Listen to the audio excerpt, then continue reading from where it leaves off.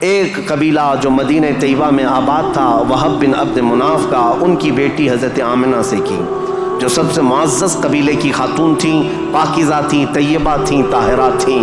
رسول پاک صلی اللہ تعالیٰ علیہ وسلم کے والد ماجد عبداللہ نے حضرت آمنہ سے شادی کی۔ یہ شادی بھی بڑی مشہور شادی ہوئی، کیونکہ حضرت عبداللہ کو کئی عورتیں دیکھتی تھیں اور شادی کی خواہش رکھتی تھیں۔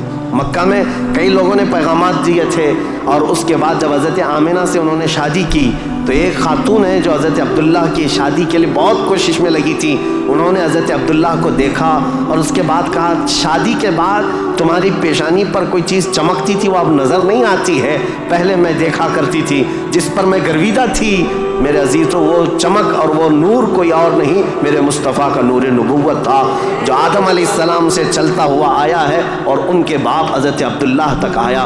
پھر حضرت عبداللہ حضرت آمنہ سے نکاح کر کے رہ رہے تھے، اور تجارت کی غرض سے آپ حضرت عبداللہ ملک شام کی طرف جا رہے تھے۔ درمیان میں جو یثرب علاقہ تھا، آج کا وہ مدینہ المنورہ ہے، وہاں حضرت عبداللہ کو کچھ بیماریاں ایسی لگ گئیں، کیونکہ یثرب جو علاقہ ہے اس کو پہلے بیماریوں کا گڑھ کہا جاتا تھا، وہاں جو جاتا بیمار ہو جاتا تھا۔ اس وقت انہوں نے وہاں کا سفر کیا تھا اور بیماریاں لگ گئی، اور آنے سے پہلے آپ کا انتقال ہو گیا، عبداللہ کا انتقال ہو گیا، حضرت عبداللہ کا۔ اور پھر چند ماہ گزرے تھے، 6 مہینے کے بعد پورے عالم میں جو ایک عجیب کیفیت طاری تھی، عرب کی یہ تاریخ میں آپ کو بتا رہا ہوں کہ یہاں پر اب حالات کیا تھے۔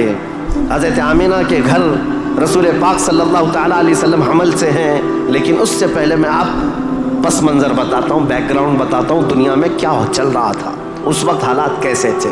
اس کو میں ڈیوائیڈ کر کے اگر بتاؤں، سیاسی حالات اور مذہبی حالات۔ سیاسی حالات میں یعنی پالیٹکس کے اعتبار سے دیکھا جائے تو حکومت اور تسلط، قبضہ زیادہ کس کا تھا؟